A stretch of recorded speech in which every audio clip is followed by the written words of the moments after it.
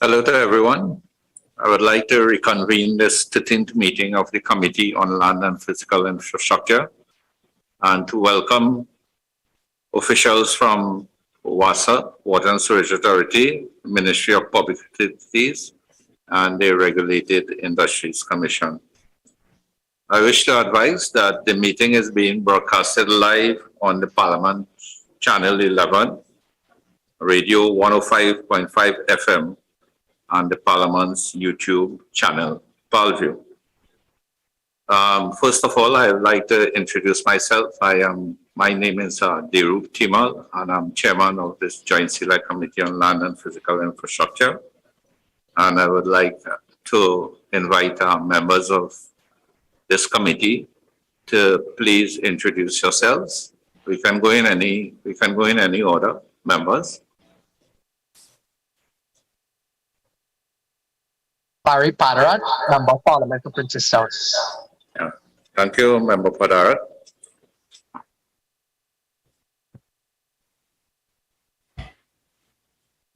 Nigel De Freitas, Member. Thank you, Member De Freitas. Simon De Nobrega, Member. Thank you, Member De Nobrega. Muhammad Ibrahim, Member. Thank you, Member Ibrahim. Lisa Morris Julian, Member. Yeah, thank you, Member Morris Julian. Anil Roberts, Member. Yeah, thank you, Member Roberts. Thank you, members. I would just like to remind everyone of the topic of our inquiry today. The purpose of this meeting is to commence the first public hearing pursuant to the committee's inquiry into the management of WASA, with specific reference to the 2020 Cabinet Subcommittee report on WASA and related recommendations with officials from WASA, MPU, and RIC. And just to remind everyone of the inquiry objectives, we have 4 major objectives for this particular inquiry.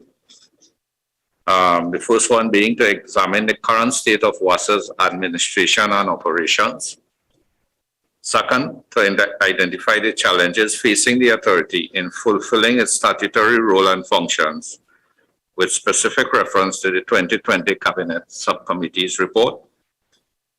3, to assess the measures required to improve the administration and operations of the authority. And 4, to make recommendations to Parliament in relation to improving the administration and operations of the authority. I would now like to ask for introductions by the respective entities and brief opening remarks from the following. We can start with the Ministry of Public Utilities. Is Ms. Duke with us? Has she joined? Good afternoon, Chairman. Good afternoon. Good afternoon, Chairman, members. I'm Nicolette Duke, Acting Permanent Secretary, Ministry of Public Utilities. I have with me. Good morning. Good afternoon, Chairman, members of the committee. Arlene Cullis, Acting Deputy Permanent Secretary, Ministry of Public Utilities.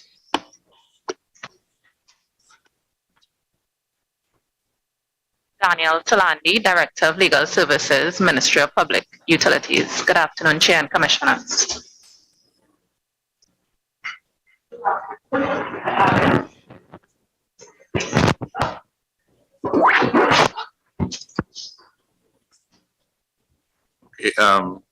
Helen, we did not hear you that well. Could you please just repeat your position?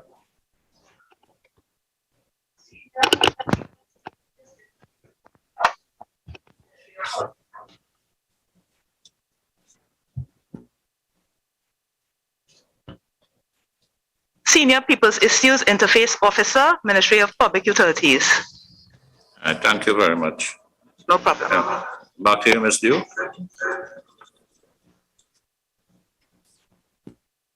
Chairman, members, we wish to thank you for this opportunity to join this conversation today. in terms of an inquiry into the management of WASA, and specifically to speak to the report of the Cabinet Subcommittee appointed to review WASA's operations. We look forward to the deliberations today and to the recommendations forthcoming from every stakeholder here. Thank you.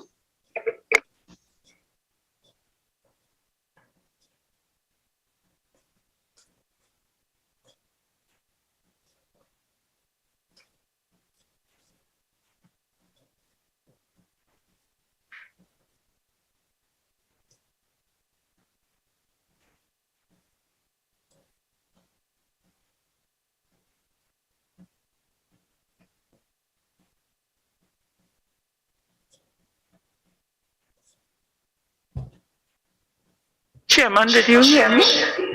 No, I didn't. Could you please repeat? Good afternoon, Chairman, members. We are thankful for this opportunity to join the conversation today into an inquiry into the management of WASA with specific reference to the 2020 Cabinet Subcommittee report. And we look forward to the recommendations forthcoming from the committee and from all stakeholders here today. Okay. Thank you, Ms. Duke. Could we now please just go to WASA, Mr. Shepherd?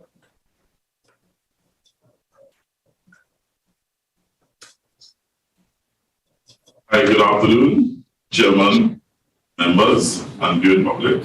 My name is Sheldon Shepherd, Acting CEO of the Water and Sewage Authority. All right. Hi, John Abdul, Corporate Secretary of WASA.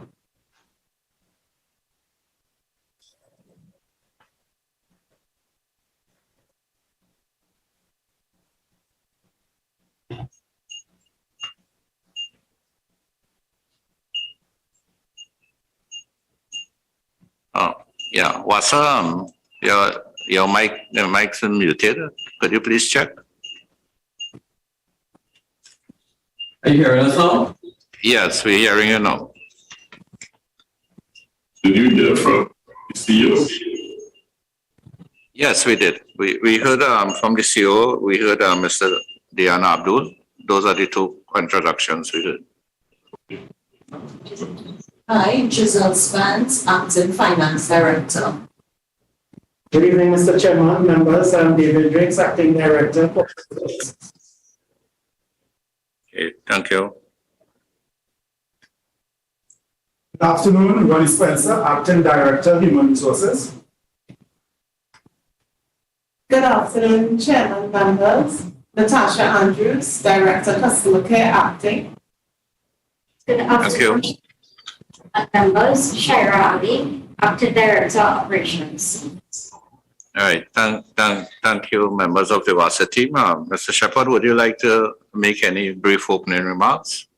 Yes, good afternoon again, Chairman, members of the Joint Select Committee, and viewing public. Thank you for the invitation to appear before the Joint Select Committee of Land and Physical Infrastructure once more. Please allow me to apologize on behalf of the authority for the late submission and finalization of such. The authority is committed to responses to all questions posed by the committee, the authority. However, as it relates to inquiries of the report of the Cabinet Subcommittee with respect to the operations of WASA, the Water and Sewage Authority is not in the position at this point to answer any such questions due to the fact that no official document was presented to us on that report and no instructions as such. I wish to assure you that the authority remains committed to doing its part by prudently managing the available water resources while continuing to work closely with the stakeholders to find ways to address issues impacting on the resource.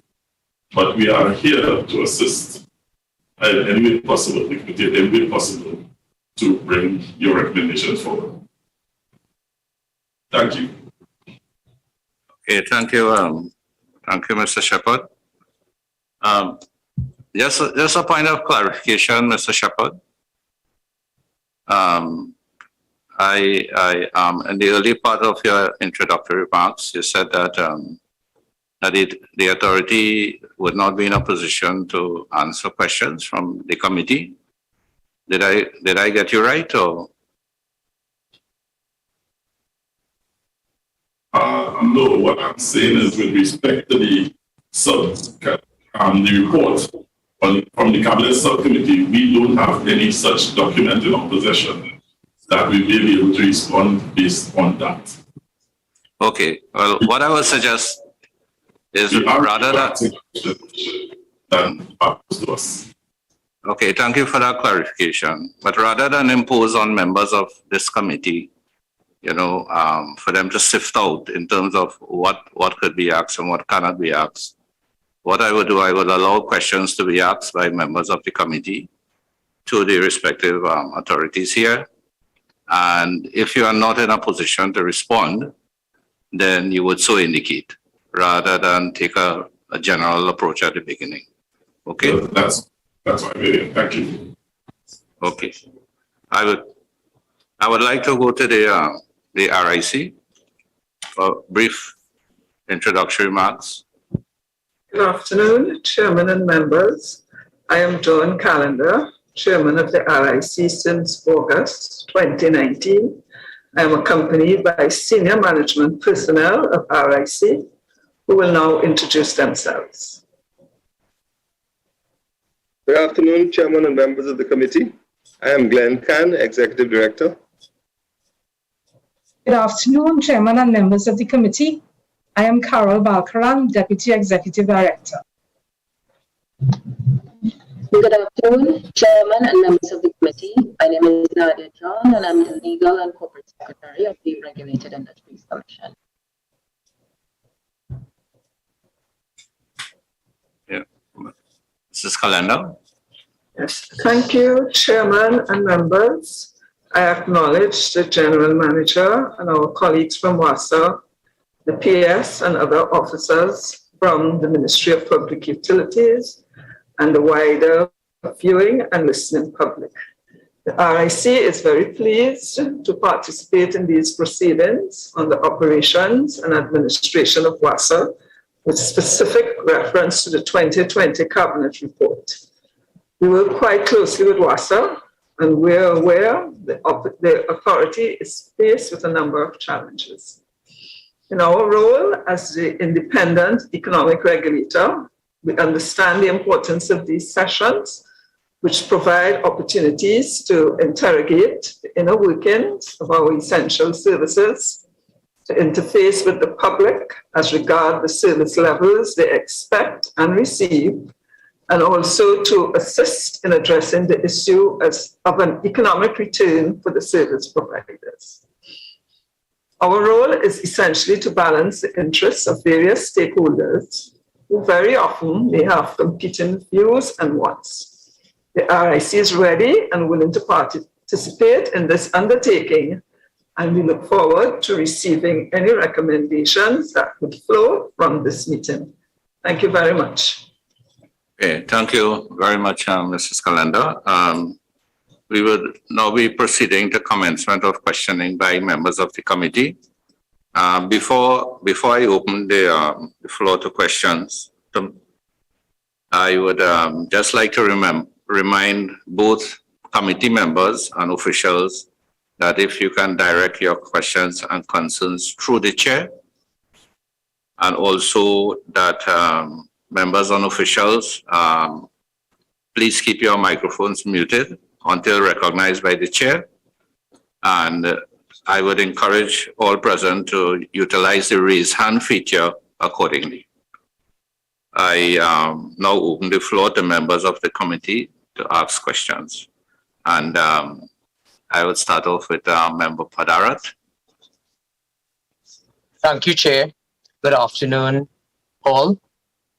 Chair, I want to preface my questions by first saying that I think it is very unfortunate that once more WASA has taken the position they have attending this meeting to say that they are not sure whether they'll be able to answer the questions based on the Cabinet Subcommittee report. It's been over 1 year that this Cabinet Subcommittee report is a public document. I'm not sure if this current CEO of WASA is familiar with the process and the procedure, but these reports are laid in Parliament and they are public documents. So for one to claim ignorance really is a sad state of affairs for WASA at this Joint Select Committee meeting this afternoon. And I think it is a disservice to any Joint Select Committee. It's a disservice to the Parliament and the people of Trinidad and Tobago for WASA to take the position once more. Because we've had several attempts of WASA appearing before this Joint Select Committee, and once more it appears as though WASA is hiding behind claiming ignorance, claiming sub judice. So one would really hope that WASA will get their act in order, and one would hope that they are not trying or attempting to stymie the work of this Joint Select Committee. Nonetheless, I will pose a few questions as it relates to the WASA Sub-Cabinet Committee report. There are 3 main areas in that report, and one has to do with the outstanding loans by WASA as it relates to the SALCOT, but it also has to do with respect to the arrears and the debts that WASA owes to the SALCOT. The Cabinet Subcommittee report attributes some of the major financial challenges of WASA being a result of these arrears and debts that WASA owes to the SALCOT.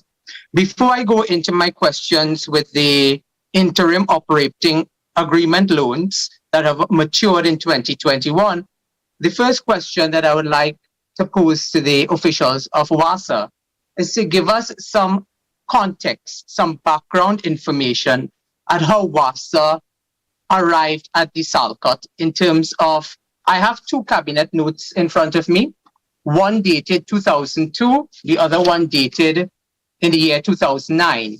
And in both these cabinet documents, WASA, on behalf of the government of the Republic of Trinidad and Tobago in 2002 and 2009, negotiated for water to be taken out of the SALCOT at commercial rates that was meant for commercial use and placed on the domestic grid in both the year 2002 and 2009. And when we calculate the figures in terms of the debts, it has a lot to do because we took water out of the commercial grid that the SALCOT was meant for and put it on the domestic grid at commercial prices. So I just was hoping that WASA will be able to give us a context of why this occurred in the year 2002 and 2009, and to confirm that it was in the year 2002 and renegotiated in 2009 that water on the commercial grid meant for the Point Lisas Industrial Estate was placed on the domestic grid at commercial rates. Thank you, Member, for your question. And if I could please also add to what Member Padarat is asking, is that he referred to some previous years, but if also WASA could address whether that practice is continuing at present times in terms of what volume of water from the SALCOT is being put into the domestic grid. Mr. Shepherd? Good afternoon, members again. At present, the amount of water that goes to the domestic grid from the desal plant is 25 million gallons. Right? In 2002, the plant started producing 24 million gallons, which 19 was to the industrial grid and 5 million gallons was to the domestic grid. In 2014, it was renegotiated where the plant increased production from 24 million to 40 million gallons. And since then, we have produced 25 million gallons into the domestic grid. And it is still growing. With respect to the 2009, I don't want to answer because that will be speculating. We don't have research on that right now. We will research it further and provide an answer to the committee as we get through.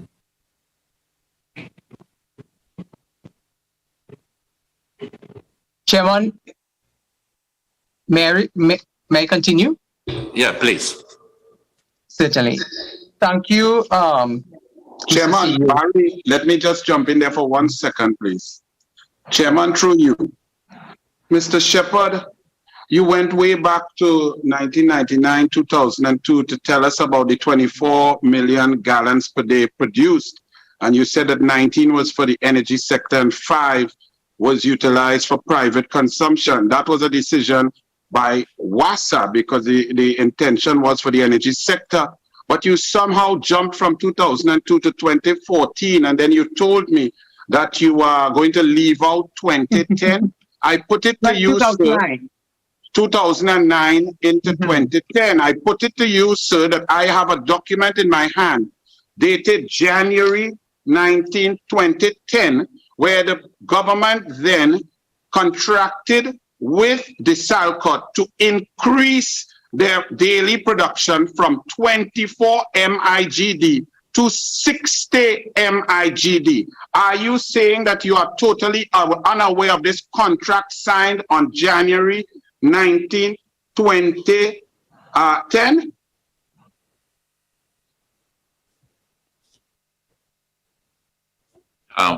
Yeah, Mr. Shepherd. Yes, member, through the chair. Yes, we are unaware of that document at this present time, but we will seek the information requested and will be forwarded to the committee as requested. Mr. Shepherd, with all due respect, sir, you are the CEO of WASA. I have nothing to do with WASA. I don't even get water from WASA except in a truck.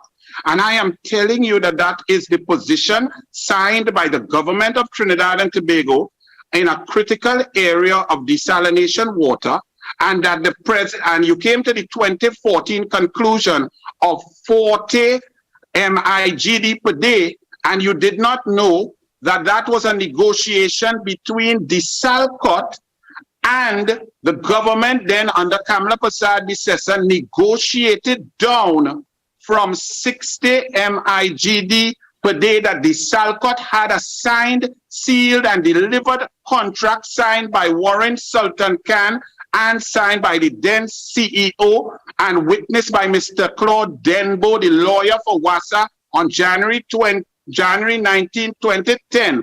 You are telling me that you are totally unaware that Desalinated, even though they had a contract, because of their negotiation and willingness to work with the government, they agreed to reduce their production from 60 million gallons per day down to the 40 that you are aware of. You did not know that that went through a 2-year arbitration and it was negotiated and agreed upon. Is that your position here today, sir?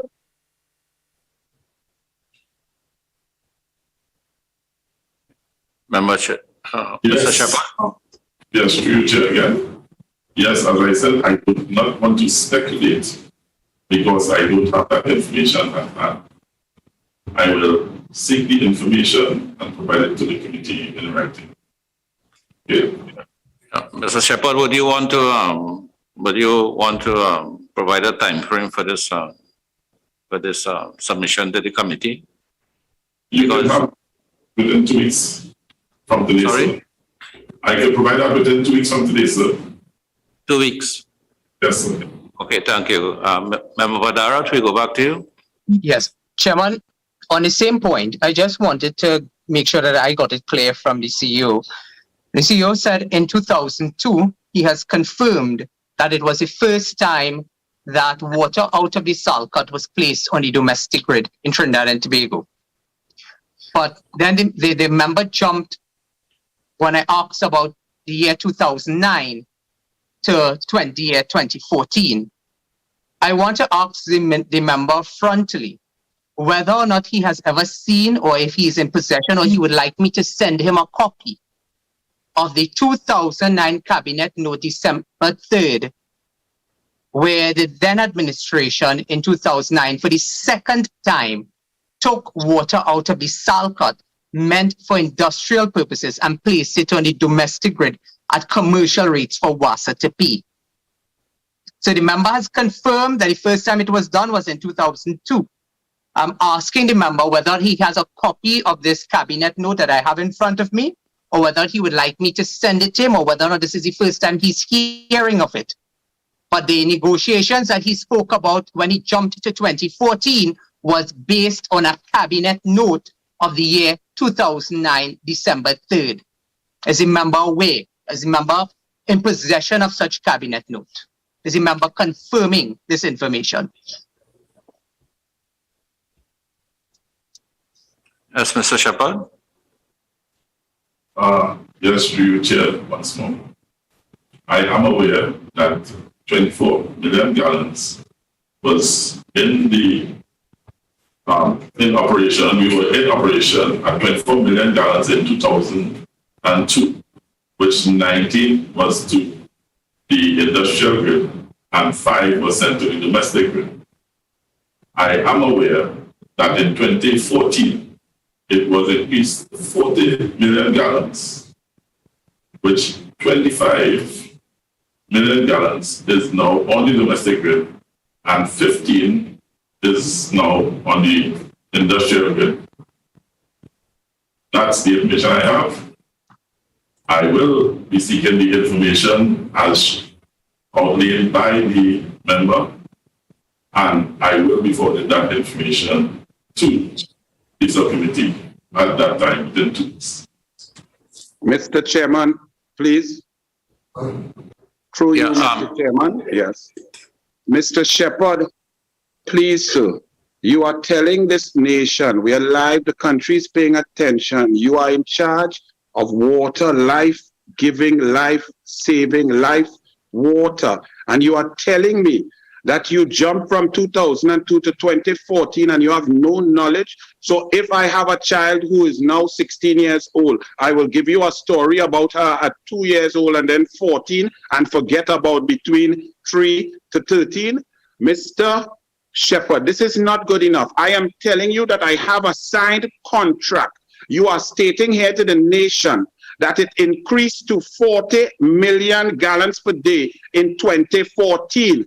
That is a patent falsehood because the contract that I have in my hand, signed January 19, 2010, increased the number of gallons requested from the Salcott per day from 24 MIGD to 60 MIGD. And therefore, in 2014, it was actually a decrease of 20 million gallons per day under Kamla Prasad Bisesa and the UNC, who negotiated with the Salcott to reduce the number by 20 million gallons per day at $1 US per gallon, as signed off on by the PNM under Patrick Manning on January 19, 2010. You are telling me that you have no information on this when this Joint Select Committee has been prepared for and delayed for the last 4 months? Yeah. Member Roberts, I think you would have raised that previously, and from what I get, Mr. Shepherd did say that he needs to validate the information. He would do the necessary work, and that information is going to be provided to this committee in 2 weeks' time. Chairman, then I would like, if that is so, then I want him, Mr. Shepherd, to withdraw his statement that it was increased to 40 million gallons per day in 2014. Because if he does not know, he cannot use the term increase. So let him withdraw that off of the record because it is false. Yeah, Member Roberts, I'm sure that that aspect of it is going to be cleared up with the response from WASA that we are going to get in 2 weeks' time. I would ask Mr. Shepherd to please address all of the concerns that have been raised by Member Roberts in what he has contributed thus far to this meeting. Member Denoburger, you have your hand up. Chairman, you would have addressed much of what I had my hand up for, only to say that if we are going to be having a conversation in this committee about a document, then maybe that document should be shared with the rest of the committee. Yes, okay, Member Ninobraga, I would ensure that that is done. Member Morris Julian.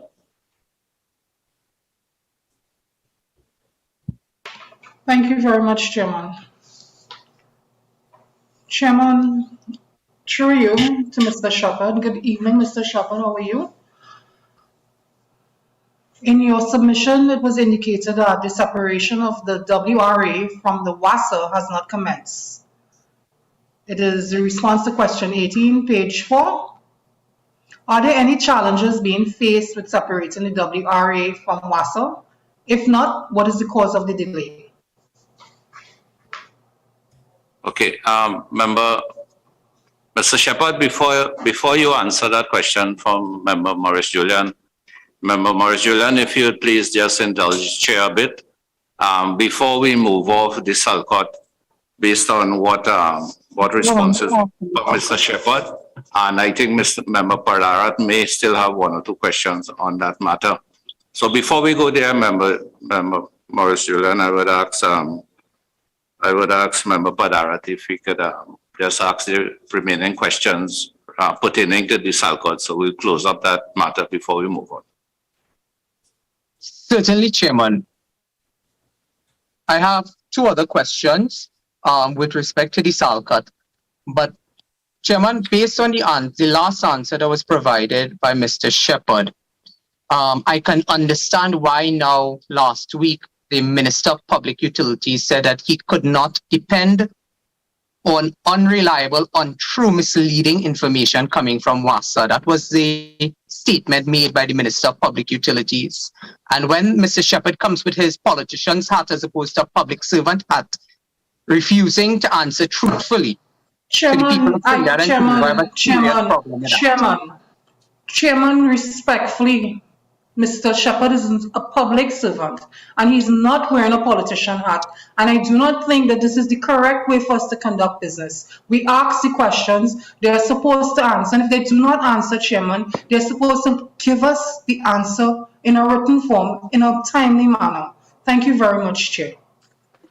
Yeah, thank you, Member Pardarat. I would ask you to continue, please. But if any insertions in your questioning are leaning towards political implications, I just ask you to temper that a bit, please. Chairman, I know what you're saying. To WASA, through your chairman and through you, chairman of our committee, could the member indicate with respect to the operating agreement loans, the interim operating agreement loans that was matured in 2021 with respect to the Salcott, could the member say what are the outstanding arrears to the Salcott from WASA, the outstanding debts in light of these maturing loans?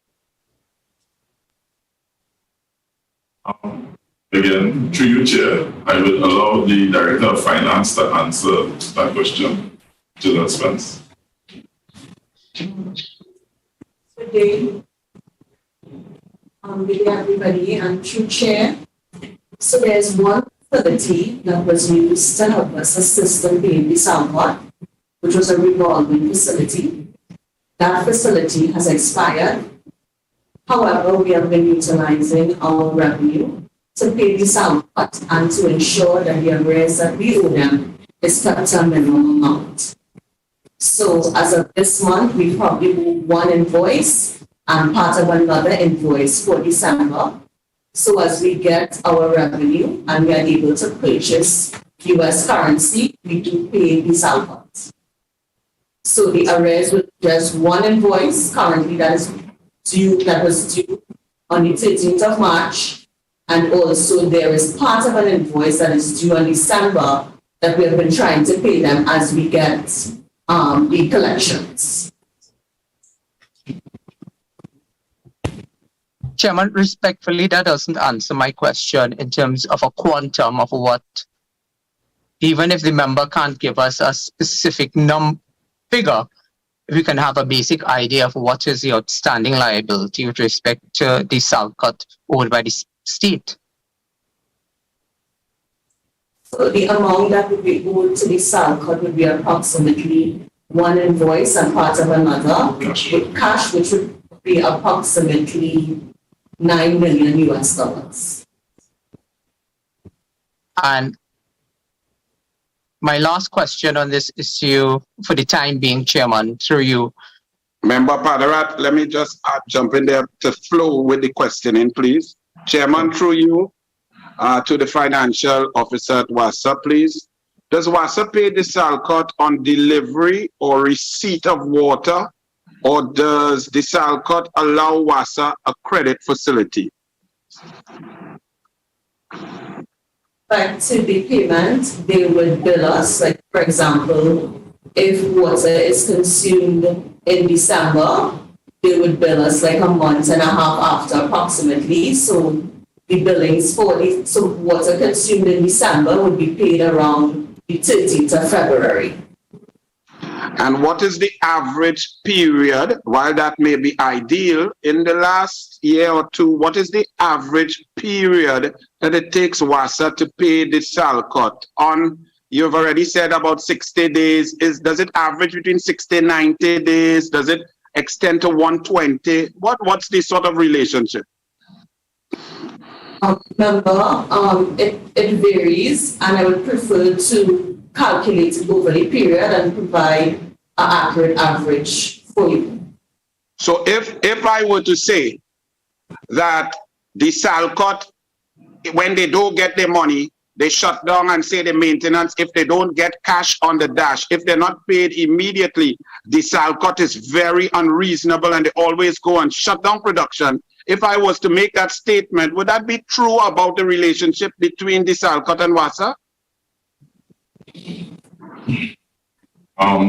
Member, you are doing to chair again.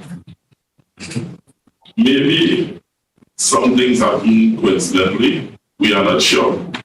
But wait, so with all due respect, Chair, that question was for the finance official. I don't know how Mr. Shepherd has jumped in. No, but I think I would allow Mr. Shepherd that flexibility, being the acting chief executive officer of the authority. Oh, okay. All right, sir. Yes, Mr. Shepherd, please, you're answering? Yes, I'm answering. Yeah. All right. As I was saying, it may be coincidental. It may be that they may not have the finance to bypass. I am not sure because I'm not the operative of the desal plant. But there are instances where maybe I would not say yes or no, but there are instances.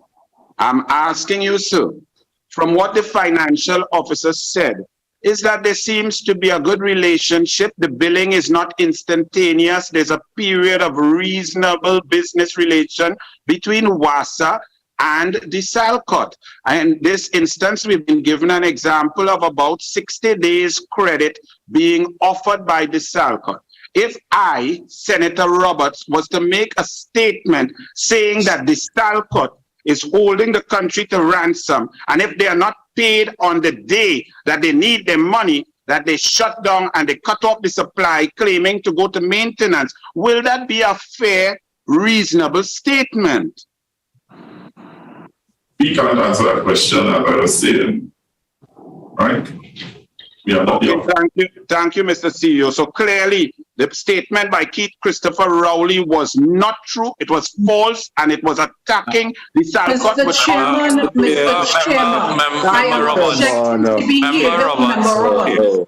Member Roberts, could we please not go down that political line? The purpose of the joint select committee is to explore in a non-partisan political way Chairman, matters affecting the, let me finish, please. Matters affecting the authority, and the objectives were clearly laid out at the beginning of the inquiry. And I, based on what you said there, were bringing in terms of the Prime Minister and what he said and not being true and all of those things, that is not necessary. in terms Chairman, of... weren't those documents circulated to the Joint Select Committee, Chairman, by your good self? The documents about the statement made recently at a press conference by the Honorable Prime Minister and the Honorable Minister of Public Utilities, and have those not been circulated here for us to read? Yeah, they have been circulated, but I don't intend to enter into a debate with you about what is happening. I have given my advice on the matter. And, so you are saying that documents presented here we cannot utilize to question. I'm very confused, but it's okay. I respect your ruling, sir. Yeah, but even if documents are presented here, the line of questioning to ask an entity to determine whether something is true or untrue that was said outside of the entity's remit is not correct here. It's not something that they can answer, and that is exactly what the chairman is trying to say. That I did not ask them that. I asked them the truth, which is what the joint select is not set up for. I understand what you're saying. Being here. Yeah, please, if I may interject, members, please don't let us engage in a debate in the public about what is appropriate, the line of question and all of those things.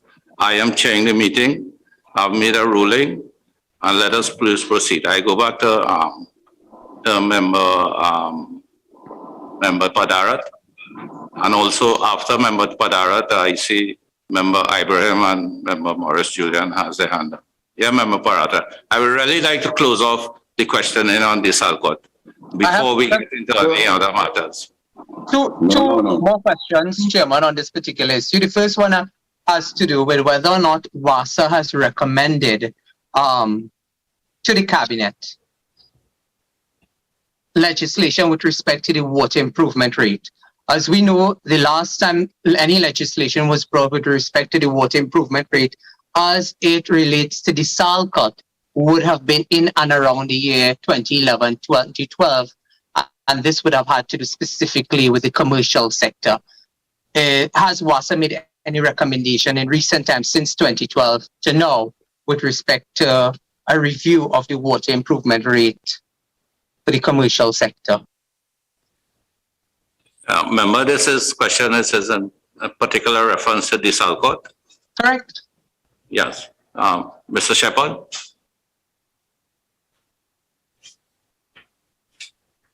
Yes.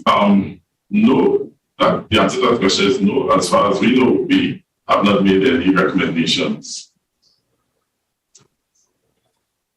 Okay. Chair, if you would allow a follow-up question, because I have a separate question outside of this, but a follow-up question to this one would be whether or not WASA is in the process of the water improvement rate legislation in terms of reviewing it with a view of making a recommendation to Cabinet for the commercial sector. And if so, why has this not been done as a revenue-generating stream for WASA through the commercial sector?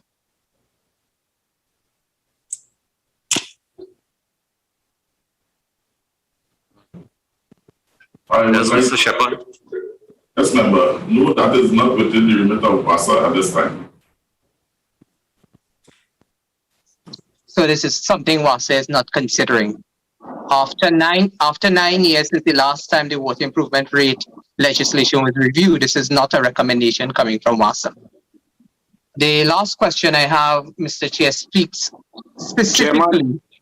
Chairman, on the cost, just to flow, because you'll be going off the circle. Just on cost, please, Chairman.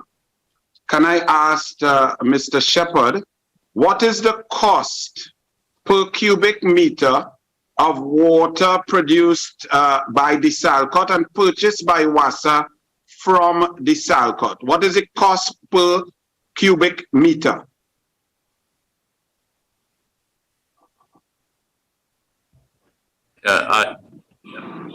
Mr. Shepherd?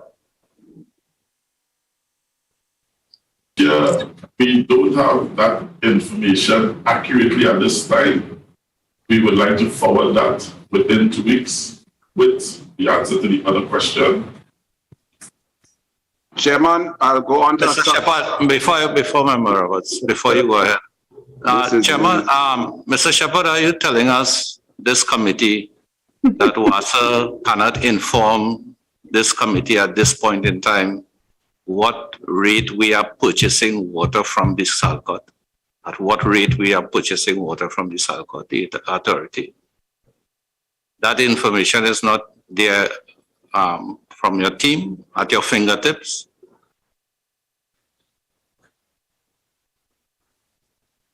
Yeah, we have a figure of $1 per cubic meter. We have US per cubic meter. We have that information. But that's all I asked, sir. Well, that's all I asked. Thank you. And follow-up question. So it's $1 US per cubic meter, and it's not $1.80 US per cubic meter. So I'm just clarifying that figure. Is there another supplier of desalinated water to WASA in Trinidad and Tobago? Yes, we have the 7 Seas water treatment plant in Point Fortin, producing 5.6 million gallons of water. Is that a foreign or local company? It is a foreign company.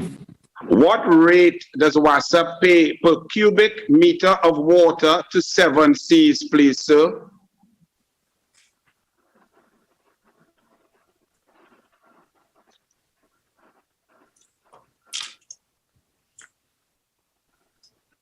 The last rate we had is $1.39 US per cubic meter. But we is $1.39 US per cubic meter higher than $1 flat per cubic meter? I would think so.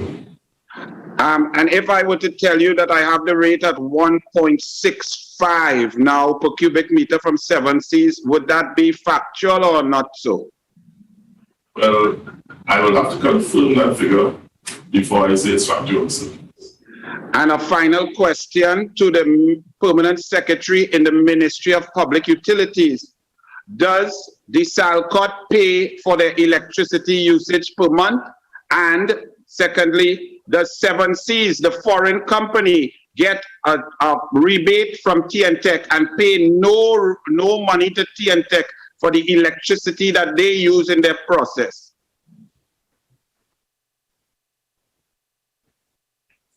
Member, if you would allow me, I'd prefer to provide that in writing. Thank you, Mr. Chairman. I guess I'll do a lot of reading in 2 weeks. Thank you, sir. Yeah, Mr. Shepherd, could just to, based on the questions that have been posed by Member Roberts, is that in terms of the figures that you have given to the committee, if you could, in response to the committee in writing, if you can please clarify and verify the information that you have given with regards to the rates based on the questions from both the Salcott and the 7 Seas entities. Yes, as we are on, thank you. As we are on the Salcott, and before we move off, I myself would just like to ask one or two questions in that the current ratio you had given now in terms of the usage of water purchased from the Salcott by WASA is 25 million gallons for domestic use and 15 million gallons for commercial use. And I know the whole Desalcott arrangement would have been originated based on purely purchasing water for commercial users, particularly in the Point Lisas area, which is why the authority would be willing to pay such a high rate for treated water, because the economic feasibility would tend to suggest that the price that you are purchasing water for would be offset by the price that you could charge your commercial customers in that Point Lisas area. But now that the ratio has reversed substantially, 25 to 15, and you are putting 25 million gallons of water on the domestic grid, and the recovery rate for domestic water might just probably be, I think I read somewhere is about 0.07 cents per gallon. Isn't that an arrangement?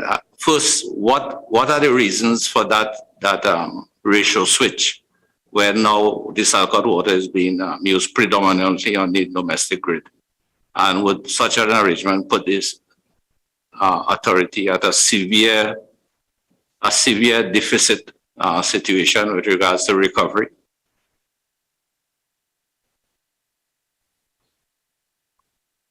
Yeah.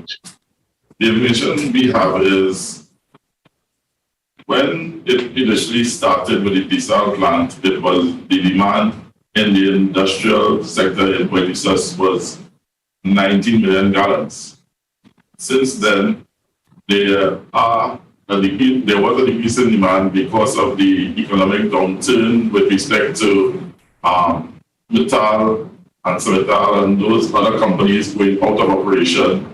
In that Buenos area, the demand for the industrial area was reduced.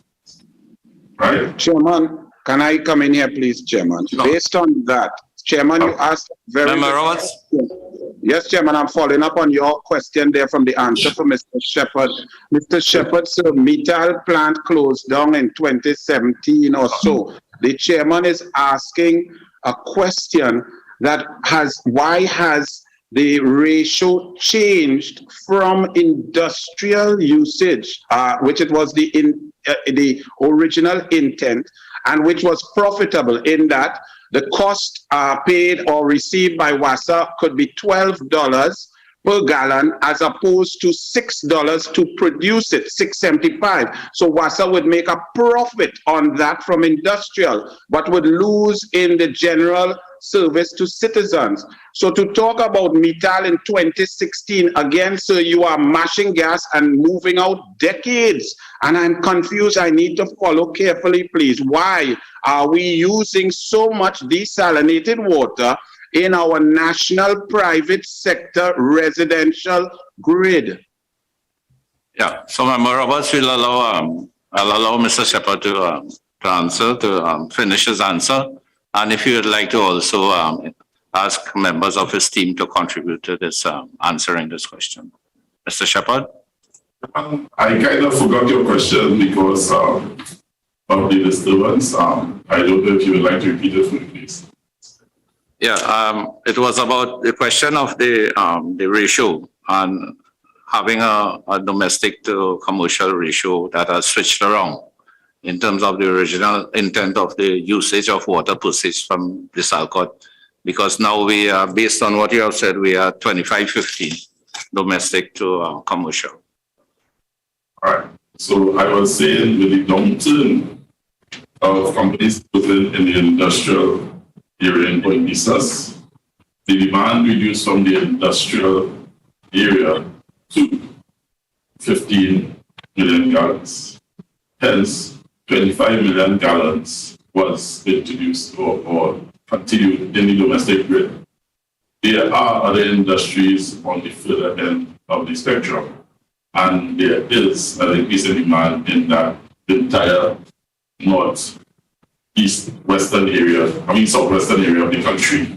So in order to satisfy the demand, we kept the supply at that level. With respect to the finance, we would prefer to submit that part to you in writing. Okay, but what you are submitting to us in writing, Mr. Shepherd, could it really, could you go back to a period of at least the past 5 years, or when that shift in the allocation ratio happened, so that this committee would be able to assess, fully the impact of this regime change with regards to purchase versus domestic and commercial.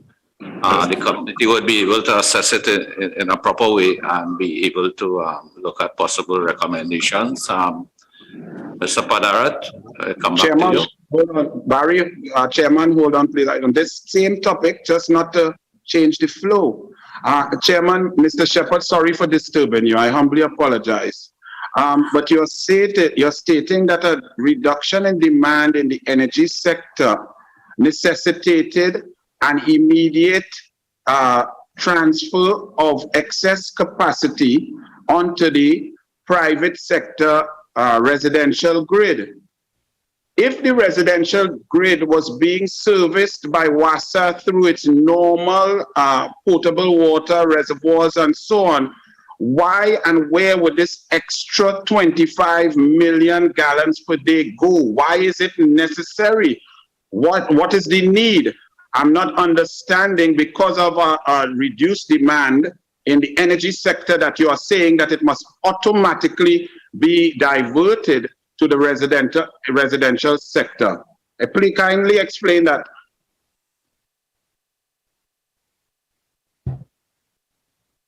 Yeah, Mr. Shepherd, maybe you would want to just guide the committee or enlighten the committee regarding the take or pay arrangement that you have with the Desalinated.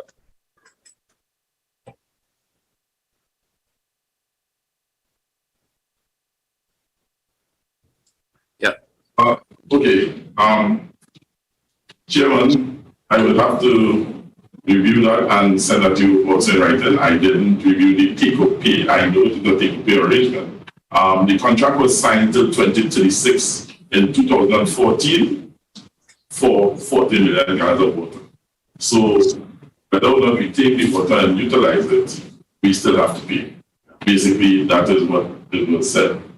What is presently the situation is that based on development in the southwestern part of the island, we still utilize the 25 million gallons of water.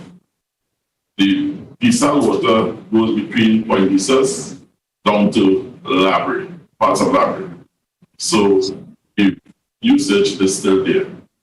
And we still are in that take-or-pay arrangement till 2036, which was signed in 2014. What I know of is the times the water entered the grid, which was 2002 at 24 million, and the times when it increased in 2014. All the negotiations in the back of it, I didn't make myself or inform, and do any studies to inform myself or to inform the committee of, and I will do so in writing within 2 weeks. Thank you, Member Shepherd. I would like to just go to before. One second, Mr. Chair. I just heard Mr. Shepherd say something. Could you just for clarification, this contract with Desalinated to 2036 that was signed in 2014. What type of due diligence or would have been done in signing a contract to 2036 for 40 million gallons of water a day? What was the need assessment done in relation to that? Like, why would you sign a contract for so long, especially a take or pay contract that has us bogged down for so long? Because from what you're saying is that demand dropped, obviously, but we still need to do something with that water that we're on the hook for till 2036. What would cause that? Okay, remember, what I will say is the demand dropped in the Point Lisas industrial estate, but the demand in the expansion in the southwest area also increased. So we still have used for the 40 million. The due diligence that was done with respect to the 2036 arrangement, I cannot answer that right now. I will have to do some research and get back to you on that aspect of it. But I know the contract was signed in 2014. Take a peek. Chairman, may I please request some before you do, could we just allow Mr. Shepherd to finish? He was just, I think, giving a commitment to provide some information in writing. I would just like Mr. Shepherd to also provide who was the CEO at the time, please. I am very interested in knowing that. All the information provided within 2 weeks. The signatories of the contract and everything with it.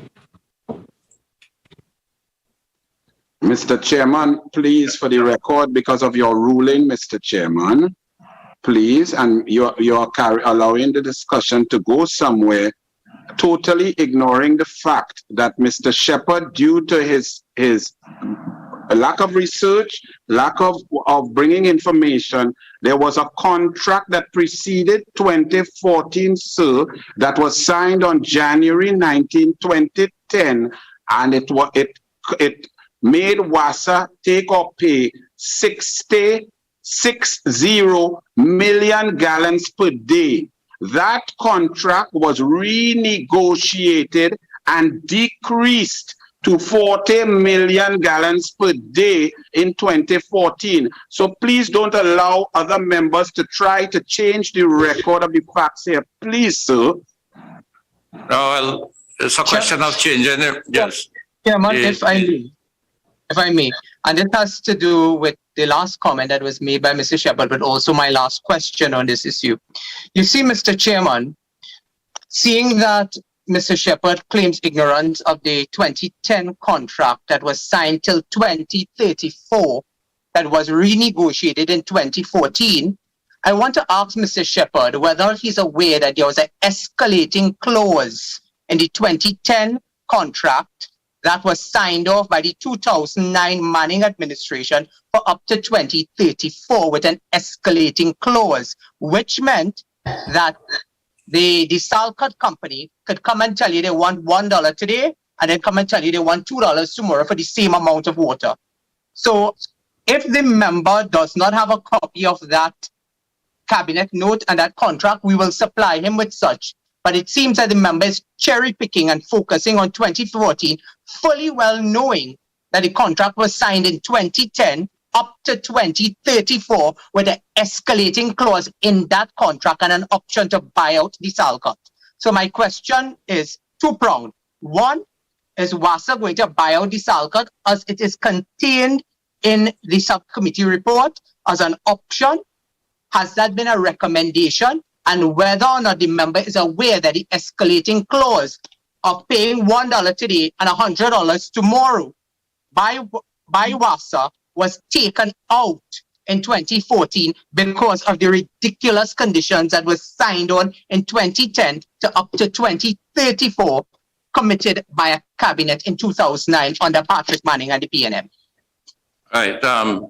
Member Padara, the officials who are before us here today would not be able to answer any your questions about buyout of the Salcott. But I'm not going to pose that. I'm not going to pose that question to them because they would not be in a position to management of the committee, the management of WASA must be able to tell us what are they recommending, what are citizens of this country paying them thousands of dollars to do, to sit down and twiddle their thumbs why they don't get water. I'm simply asking whether or not this is a consideration and it is contained in the cabinet subcommittee report. I'm not asking something that is not contained in the report. I cannot help it if Mr. Shepherd comes to a meeting and did not have the courtesy to read the report that has been in the parliament for over 1 year. Mr. Chair, I'm asking on behalf of the people of Trinidad and Tobago whether or not it is a recommendation of WASA to exercise.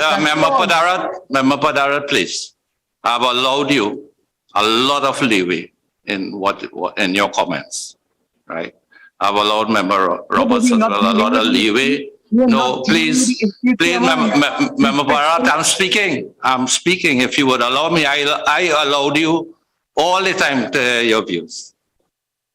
So if you could extend to me that same courtesy as well, without I having to make a ruling.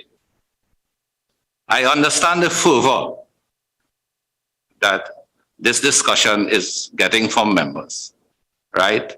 Both from members, Padara Roberts, and also the other members. And based on the trend of the discussions thus far, a lot of focus has been placed on asking questions about the 2009 period prior to that. I think it's only reasonable that also questions are posed about the 2014 period of time. And what after all of these discussions, because I'm not going to entertain any more discussions on this aspect with regards to the Salcott, because we have been at this for quite some time, is that the Water and Sewerage Authority under the acting CEO, Mr. Shepard, is going to provide to the Joint Select Committee within an agreed period of time responses to what has been asked. And I would urge members, don't let us bring this particular discussion about the SALCOT to periods of time when respective governments were in place, because it defeats the very purpose for which this Joint Select Committee has been set up to do on this particular inquiry. The objectives of the inquiry are very clear, and I did mention it to members and officials at the very beginning. And we are entering into areas repeatedly, and I have been allowing it for periods of time in the interest of getting the information that this Joint Select Committee needs in order to finalize its report. But really it has gone beyond the extreme, and I would not allow it to continue. And I would make my ruling accordingly. But I'm just stating my position with regards to this. I've allowed it. It is distracting from this hearing that we are having here today. And if members, I urge members to please let us refocus on the purpose of this hearing here today. Mr. Shepard? Mr. Chairman, please. No. Please, because Member Roberts, I've said please, I'm not going to make any more.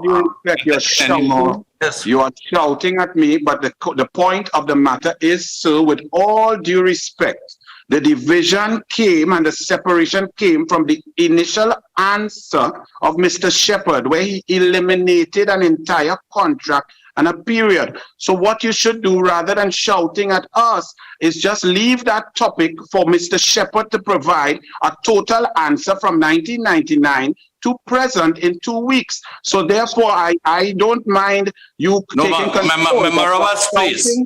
Member Roberts, please. Member Roberts, I'm not shouting.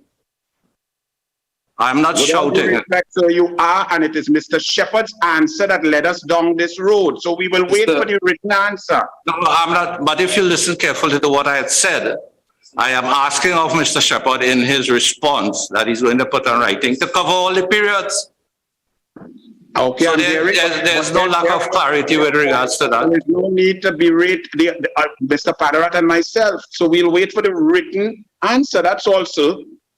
Yeah, we all would be waiting for the written answer. Mr. Shepard, just one request is that from all intents and purposes, it seems as though this first hearing with the officials we have before us is going to extend into a second hearing. And the second hearing, most likely the committee would be looking at a date of the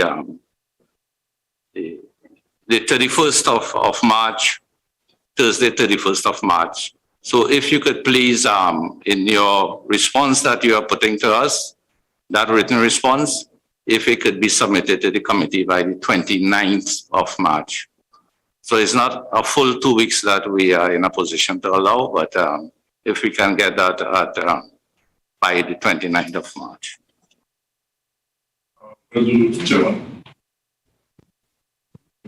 Okay. And just let me assure that that I was not shouting at anyone. My voice was raised, but that happens at times when you have to, at least with me, when you have to guide discussions that are quite are based on heightened levels of fervor by members of the committee. So please, Member Roberts, please don't take it in that light. It's just that I'm trying to bring some order to the meeting. Member Morris Julian. Accepted. Member Morris Julian. You were asking about I think before the challenges. Chairman, you could please repeat your question. Mm-hmm. Yes, Chairman. I actually wanted to pose my question to the PS, Ms. Nicolette Duke. Good afternoon. to assess the measures required to improve the administration and operations of the authority. I'm very interested in the role of MPU with regards to this chairman and Madam PS. The separation of the WRA from the WASA has not commenced. This was replied to question 18 on page 4. Are there any challenges being faced with separating the WRA from WASA? If not, what is the cause of delay? And 2, when is the anticipated rescheduled date for the separation to begin? Good afternoon, member, and thank you for the question. The separation of the WRA from WASA is tied to the implementation of the integrated water resource management policy. Now, I know that we came here on a previous occasion and we would have indicated that the policy was being revisited and would be submitted to cabinet. At this point in time, we have reviewed the policy, and we have before us now an revised policy for 2021, which proposes the establishment of a water resources entity as a vehicle for implementing the policy, and assigns responsibility to various ministries, departments, state authorities, tertiary level institutions, and NGOs. And it is anticipated that this note with this policy will go to cabinet in the next 2 weeks. And we anticipate from our recommendations that the WRA, that trajectory for the WRA to be excised from the Water and Sewerage Authority where it is now and ought not to be because of its regulatory function, will then be set in motion with the receipt of Cabinet's decision in respect of the policy. Okay, thank you for that very comprehensive answer, Madam PS, and we appreciate the fact that you are so well prepared. I'm again making reference to the WASA Management Company, which would be question 16. Are there any challenges being faced with establishing the Water Management Company? If not, what is the cause of the delay? And 2, describe for us the role of the MPU in the process of establishing the Water Management Company. I think that is very vital information, and it will really help everyone on this committee to best understand.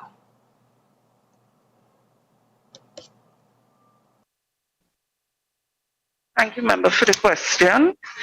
I believe in tabling our responses, we had left that question unanswered. And the reason we did that is because we see this as being tied to the whole ongoing issue of WASA's transformation. As you know, that whole process is now under the purview of a strategic ministerial oversight committee. So when the decision is taken by cabinet as to what the water management model would look like and what it will comprise, the MPU will then know what role it has to play in this whole new framework. So that is why we left the question unanswered. My apologies. No, that's fine, Madam PS. Through the chairman, I think it's necessary. So I guess you answered both questions with one answer. 2 birds, 1 stone. Finally, the water management operator. Has that been selected? If yes, provide the details of engagement. If not, again, provide the explanation for the delay. Remember, that is tangential to the to the response I gave before. It's all tied into one, and so we can't really give a response on that at this point in time. I completely understand, but as of course you would understand, Madam PS, we just need to get that on record. So thank you very much. So everything is tied to the Cabinet Committee. Thank you. You're welcome. Mr. Chairman, I give way. Yeah, before I allow you, Member Padara, to ask a question, if I may, just based on what Member Morris Julian asked of Ms. Duke. Ms. Duke, In terms of the Water Management Committee and the water operator and the separation of the WRA from WASA,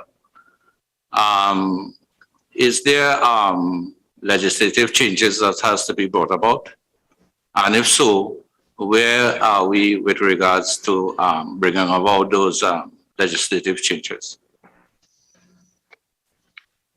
Particularly with regards to the WASA Act. Right. So in terms of the IWRM policy that I referred to before and the establishment of or the excising of the Water Resources Agency from WASA, that will impinge on some legislative changes, and I can ask my director legal to elucidate a bit for you if you would allow that, Chair. Yes, please.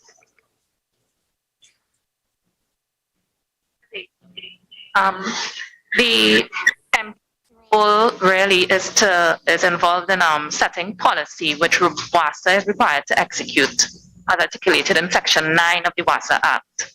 As part of that setting policy, which involves other government ministries, the MPU has developed a performance management system for WASA operations and their programs to help inform the performance of with respect to the WASA board.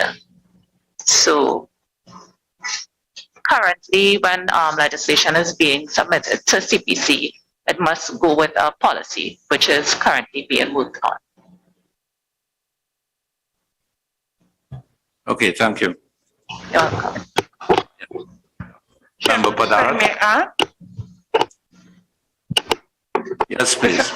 If I may add, Chairman, it is anticipated that the setting up of that WRM or the Water Resources Agency within the in excising it from WASA, that we will have to do some updating of the Draft Water Resources Management Bill 2009, and that will consequentially impact the WASA Act. So there will have to be some consequential amendment as well. So just to add that. Okay, before we go to Member Padarat, Ms. Duke, in terms of all what is being said and what is being looked at with these with aspects of transformation and everything, particularly with regards to WASA, I know WASA is one of the key stakeholders in the whole water sector, But in terms of the overall impact on the water sector and what is being proposed, is that being closely monitored by your ministry with regards to ensuring that all that is being looked at with regards to WASA is in keeping with our general water sector policy and what is being looked at under the IWRM?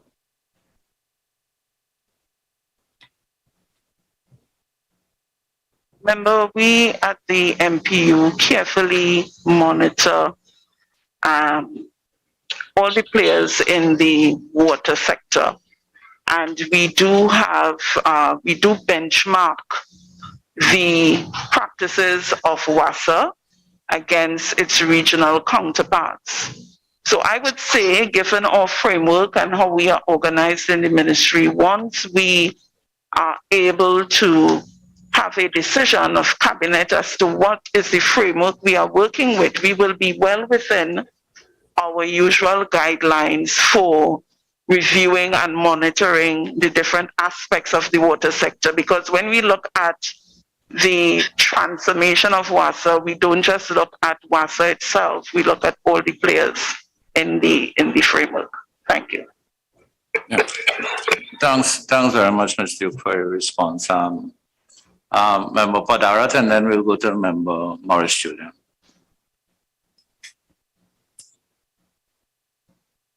You're muted, Member Padarat.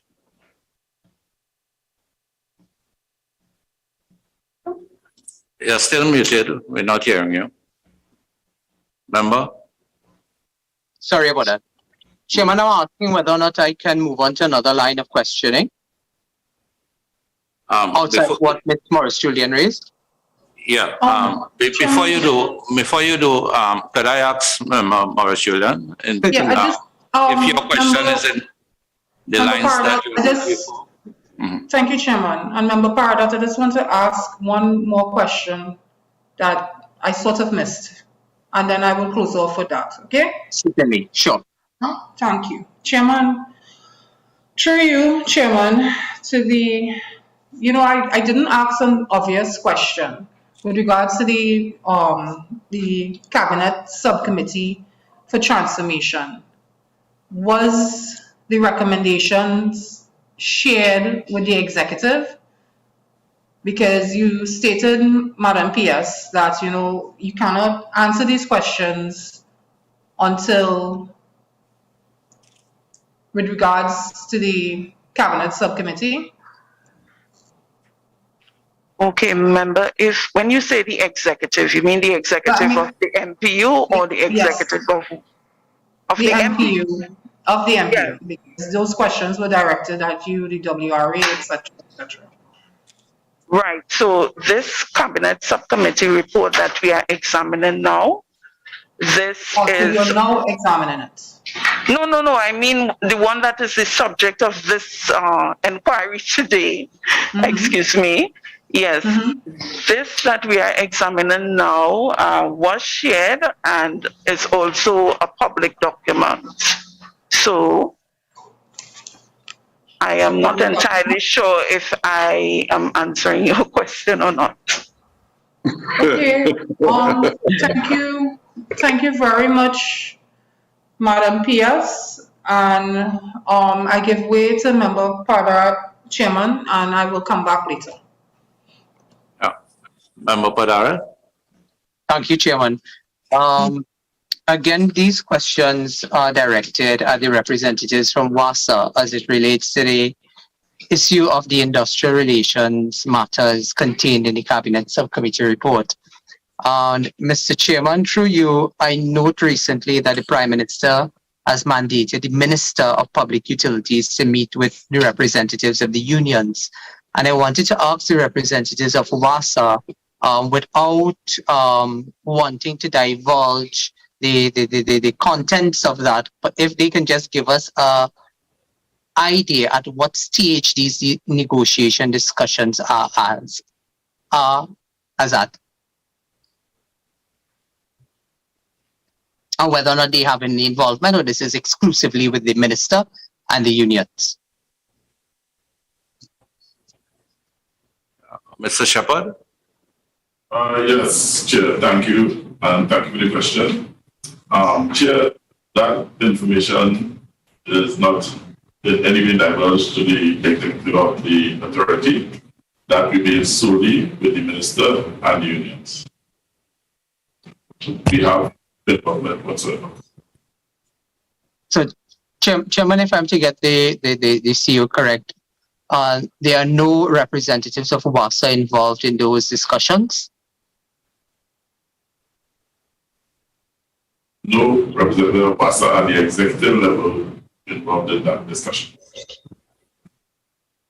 Could the member clarify? I know you specify at the executive level. Are there any representatives of WASA on the a part of those discussions or negotiations? Well, when you are speaking about the unions do involve WASA representatives.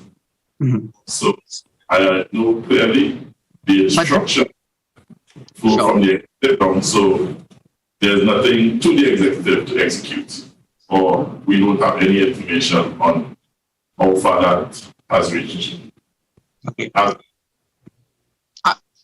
CEO, I'm quite familiar that the unions will have representatives from the company who are employees who have an interest in the negotiations. What I was trying to get, now you clarify that there's no one from executive management. I was trying to get whether there's anyone from middle management but involved. So I'm taking it that that is not happening.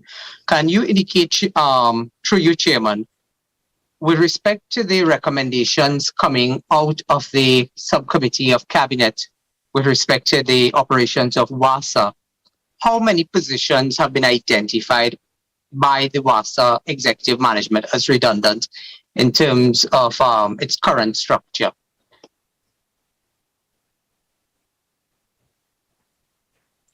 Mr. Shepherd? Chairman, at this time, we have not identified anyone that is redundant. This management, executive management, was placed in this position 9 months ago to ensure that we continue the operation of WASA and bring about efficiencies in areas that we can. We are not engaged in any restructuring as such, so would not be able to answer the question that the member posed.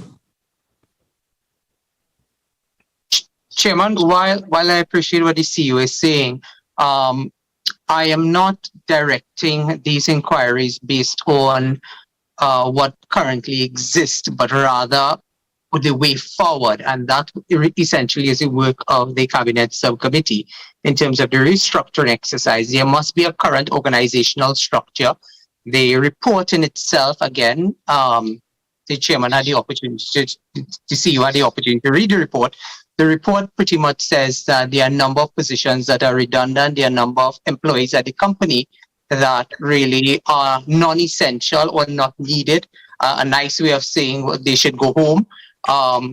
So based on the work that the executive management of WASA has been conducting over the period with respect to the recommendations that they would have been making to the Cabinet Subcommittee, the question essentially is, based on what you have now compared to what you're looking at going in the future in terms of restructuring, how much of those 5,000 employees do you regard as essential to the operations of WASA going forward? Because you can't tell me that you're looking at a restructuring process, that you're looking at an organizational structure, and you don't have a clear sense of how much employees do you actually require for the operations of WASA compared to what you have now. Because then what is the purpose of the restructuring? And that's what I'm trying to get at. Because it is clearly addressed in the Cabinet Subcommittee report.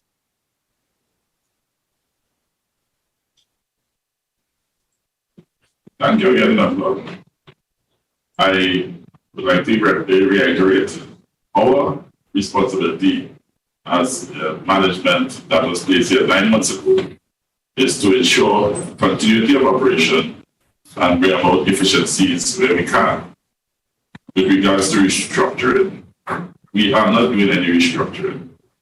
As regards to the Cabinet Subcommittee document that is out, we have not officially been instructed by our line ministry through the board of directors to enact on that document. Hence, I said in the beginning of the meeting that we have not officially gotten that document to operate from. No instruction was given.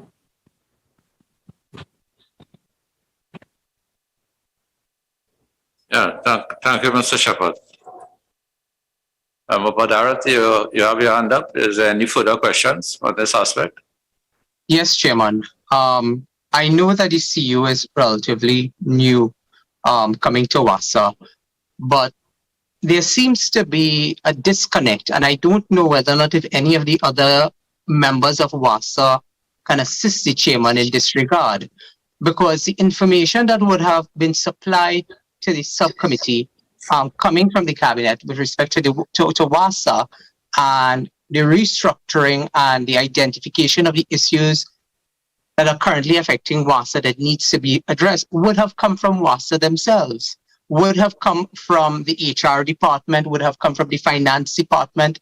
So I really find it a bit strange. There seems to be a disconnect, that the CEO is disconnecting. While I understand there are no current restructuring operational issues, what I'm asking about are the recommendations that are contained in the subcommittee report. And those recommendations would have come from the cabinet, but the information would have come from within WASA itself. And that is what I'm asking the member to elucidate on, as to whether or not there are analysis being done within WASA or has been done that has informed the work of the Cabinet Subcommittee report. The Cabinet Subcommittee report couldn't just come out of thin air. The members on the Cabinet Subcommittee could not just have made up the information that's contained in the report. The report specifically contextualized the issue of industrial relations as it relates to what is currently at WASA or what is recommended in terms of the restructuring. I'm not asking about what is operationalizing right now with respect to restructuring. What I'm asking is, where did these recommendations come from with respect to what is contained in the report? And the only place it could have come from is from inside of WASA. But the response from the CEO really has me perturbed, because it really begs the question of whether or not the Minister of Public Utilities is correct, that he cannot, when he says in the public domain that he cannot take any information as truthful from WASA. Yeah, Member Padarat, I think, Mr. Shepherd, I understand what you're saying. You have repeatedly aired your points there, but Mr. Shepherd's position regarding what you are asking was, in my opinion, made clear. Mr. De Nobrega, you have your hand up. Thank you, Chairman. My apologies, I got bumped off of the meeting for a little while. I just wanted to clarify, if I'm not mistaken, and I think it was spoken about not in this budget presentation by the Minister of Finance, but in the last one. The report that was presented to Cabinet was forwarded to a subcommittee that was tasked with looking at it and coming up with a transformation plan for WASA. I am sure that is the reason, and it was always my concern with this look at WASA, that what we were doing is putting the cart before the horse and asking WASA to present answers to us before a process to get to the right answer had been completed. So in many ways, while we have asked, and the JSC would have asked WASA for specific documents which were prepared, we are now asking WASA, quite unfairly, I think, to give us answers for a process that has not been completed, or at least it has not been given to them to be able to officially answer. So while I understand, and I can't say that the member, I hear his passion, I hear the passion from both him and Member Roberts. But I do think that we are pinning the CEO and his team into a corner here, and they are, I think they need to have the transformation plan in order to speak to all the things that both Member Roberts and Member Padara are asking. Thank you, Member. Thank you, Member, for your observation, but rather than prolong any discussion on this aspect of it, rather than engage in this inquiry, this public inquiry as to, in terms of the direction of the inquiry and, you know, what has to come before and all of those things, I would rule that we do that not with officials present, not a public hearing, but we do that in terms of our internal meetings of the committee.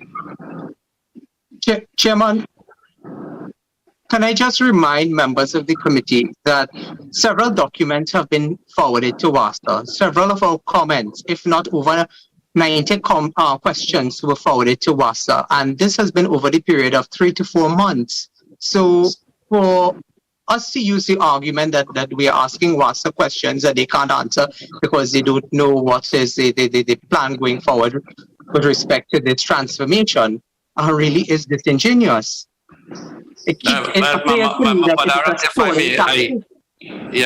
I may, I said, that is what I said. Rather than make this discussion part of this public inquiry, I'm not going to. I'm going to reserve that discussion for when the committee have our internal meeting. Yes, Member Roberts. Thank you, Mr. Chairman. I thought you couldn't see my hand. My hand kind of small. I have not asked one question about any transformation as yet. So let me move on to my normal questioning. To Mr. Shepherd, the CEO of WASA. Could you kindly tell me what is WASA's monthly production of potable water, including the 750 million gallons of desalinated water purchased from Desalinated?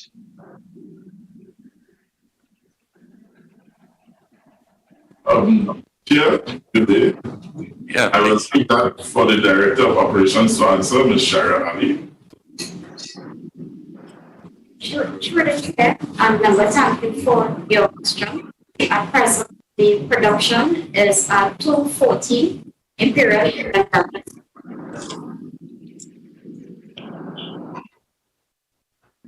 You were breaking up a bit, ma'am. 240 what? Imperial? Gallons per day. Could you, just for my calculation, because I have some numbers on months, could you calculate that, extrapolate it out average per month, please?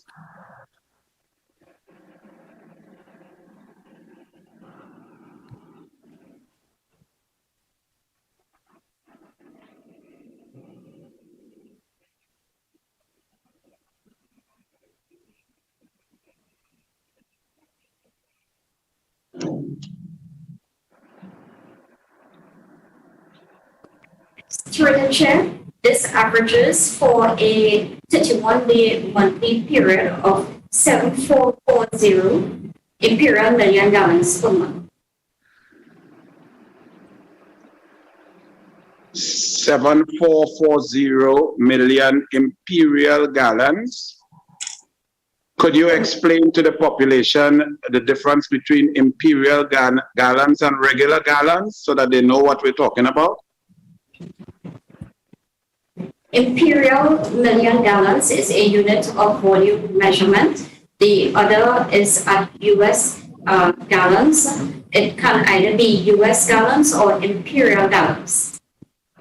Thank you very much. And what is the average monthly quantity of water required to adequately serve our citizens?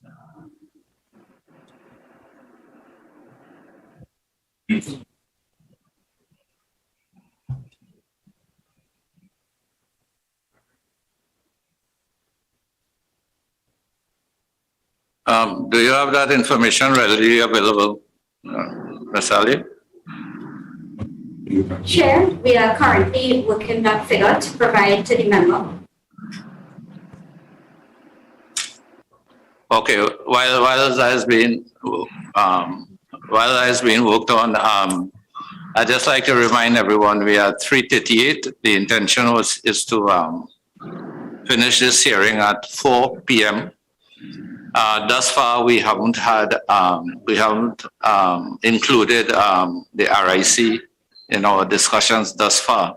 And I know Member Padarat have his hand, but I would put out to members if we do have any specific questions that we would like to address to the RIC. Member Padarat? Chairman, I actually have a question for the RIC, but as the financial officer at WASA is doing some calculations, I just want to also add whether or not they will be able to provide us, possibly not today, but also in writing, for the last 5 financial years, the operating cost at WASA. It was a question that we had asked earlier of WASA. We were given a commitment that we would get that operating cost. I haven't seen it if it has missed me, but if we can get that for the last 5 financial years, I would appreciate it. That's the operating costs of at WASA. And the question to the RIC would have to do. Can I continue, Chairman? Yeah, please do. Yes. The question that I have to the RIC again has to do with an issue contained in the sub-cabinet committee report. as it relates to whether or not the RIC has in fact received a business plan from WASA with respect to a review of water rates. Thank you for the question. And Chairman, through you, the RIC has not yet received the business plan from WASA. We have been promised it the end of this month, and that was not the initial promise date. We've had several postponements, but we have been promised it at the end of the month. We were advised that WASA needed to use the services of a consultant, which I am told they have actually contracted and they are in touch with the consultant. And so we expect that business plan within the next 2 to 3 weeks.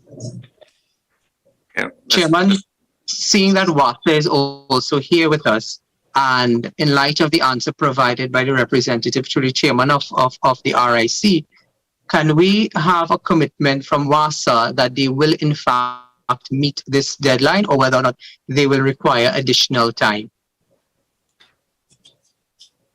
Mr. Shepard?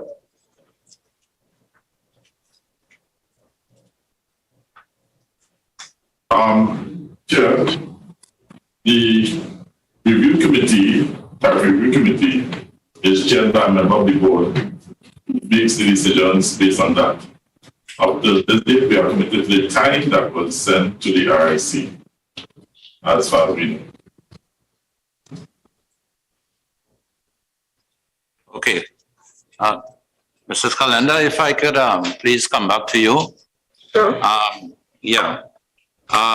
We understand that in August 2020, the authority's submission for price review by the RIC did not develop certain key components that the RIC wanted sufficient detail to allow for required analysis of all the components of their proposal. And in particular, there were certain areas that were identified: a cost of service study,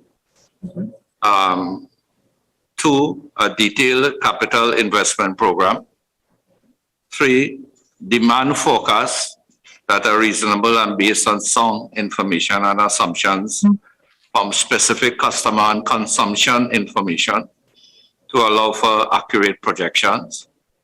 4, details on operating and maintenance expenditure and the revenue requirement. This is based on the authority's submission on in August of 2020. Mrs. Calendar, I'm asking if, in your opinion, is there clarity on the part of these requirements with regards to WASA? And I know we are speaking about a business plan, but would the business plan that you are expecting incorporate these specific details that you had previously outlined to the authority? Yes, so the document that was sent to WASA to request a business plan is a fairly comprehensive document and would actually itemize the different aspects of information and projections to be provided by WASA. So in my experience, which albeit has been limited, the submissions from WASA have not really been sufficiently detailed to provide us with the information we would need. Okay, and providing that the information that you do receive is adequate to allow you to conduct your exercise. I see in your response to us to one of the questions that you have indicated a time period of probably 12 to 18 months, if I'm correct, for your review exercise. Do you want to elaborate on it and maybe explain to the public why it takes so long for such a evaluation to take place? Okay, well, I will add, let me just touch on one point, but I will also ask our executive director to give a bit more information. But part of this exercise would involve consultation throughout the length and breadth of Trinidad and Tobago. And for this particular exercise we are anticipating, we also wanted to do 2 consultations in Tobago, which added an additional consultation compared to what had occurred before. The consultations in Trinidad, we felt we really wanted to make ourselves available to the public, and that we would have consultations in East, West, Central, and South Trinidad. So there are some extra time added in, so to speak, to allow the public to interface with us, to ask their question, and to ensure that they have satisfaction on those answers. But I'll ask our executive director to speak a little bit more about the technical aspect of doing the rate review and why it would take that length of time. Thank you, Chairman and Chairman of the committee. When we receive the business plan, we at first have to interrogate it to ensure that what we ask for in the information requirements document, all of the information is submitted to RIC. So that's the first process, and that normally takes 4 to 6 weeks. When we do that, then we write to WASA if we need more information or updated information, because we have to have all of the information in order to conduct our analyses. That might take another 4 or 6 weeks. So we're already looking at close to between 2 and 3 months just to confirm that the business plan is fit for purpose. And by that I mean contains all of the information required to conduct analysis. When we do that, then we, in essence, we start to interrogate all of the information that we have, and we come up with something called a draft determination. That probably takes another 2 to 3 months. When we get the draft determination, that is what we go to the public. Well, the board, first of all, has to approve the draft determination for public consultation. It is possible that the board may take between 2 weeks and a month, depending on the nature of the discussion. The staff, the management staff, would have to explain certain things to the board for them to be fully appreciative of what it contains. When the board approves the draft determination, then we go to the public with consultation, and that is something that could probably take another 3 months. Because what we try to do in the public consultation is to ensure that all stakeholders have an opportunity. And as the chairman mentioned, we go to the length and breadth of Trinidad and Tobago to tap into these people, to hear their views, so that we can use those views to influence our decision making, because essentially that is what it is about.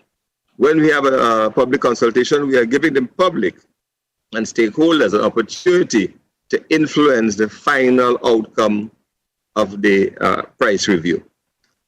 When we get that, when you do the public consultation, and this might come either in the form of written responses from members of the public or verbal responses. We sit down with all of these responses, we analyze them, then we determine if there's merit in what has been said by the public, and if we have to go and change our original position in the draft determination. When we do that, then we come out with a final determination, and that is what is the last document that confirms what the prices are going to be. I don't know if I've given you sufficient information, but if there are questions, I can follow up.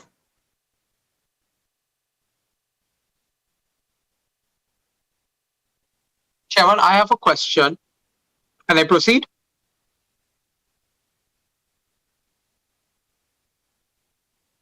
I'm not hearing you, Chairman. If you're talking, I'm not hearing you, Chairman. Yeah, sorry, Mr. Padara. Before you proceed, I just have a follow-up question for Mr. Khan. In terms of all the consultations and everything, notwithstanding that, for engaging the public, obviously any rate increase is going to have significant impact on the public. And you know the conditions, the present conditions as they are with the pandemic and all of these things, rising food prices and everything. In your review, does the RIC consider any impact on the public in terms of the rate to be imposed and the scale of rates that should be imposed to balance that impact in terms of the public and make recommendations accordingly? Yes, Chairman, thanks for that. One of the essential things that the RIC is bound to do is to ensure that the people who pay rates have the ability to pay rates. So that squarely falls into the area of affordability, right? So we look at that. We get data from the CSO that will tell us about a variety of customers.